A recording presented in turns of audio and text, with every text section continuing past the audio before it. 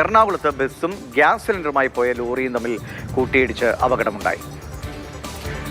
20 പേർക്ക് പരിക്കേറ്റു എന്നാണ് അവിടെ നിന്ന് വരുന്ന വിവരം. പൊത്താനിക്കാട് ആയങ്കര വച്ചാണ് ഈ അപകടമുണ്ടായത്. സ്നേഹമോൾ നൈനാൻ വിവരങ്ങളുമായി ചെന്നുണ്ട്. സ്നേഹ, 20 പേർക്ക് പരിക്ക് പറ്റി. ഇവരുടെ പരിക്ക് എങ്ങനെയുണ്ട് എന്ന കാര്യത്തിൽ ഇപ്പോൾ ആശുപത്രിയിൽ പുതിയ വിവരങ്ങൾ വരുന്നുണ്ടോ? എപ്പോഴായിരുന്നു ഈ അപകടം?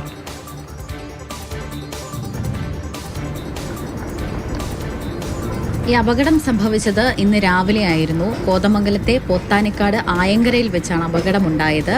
ഈ മൂവാറ്റുപുഴയിൽ നിന്നും ഗ്യാസുമായി വന്ന ലോറിയും മൂവാറ്റുപുഴയിലേക്ക് പോവുകയായിരുന്ന ശ്രീലക്ഷ്മി എന്ന സ്വകാര്യ ബസ്സും കൂട്ടിയിടിച്ചാണ് അപകടം സംഭവിച്ചിരിക്കുന്നത്.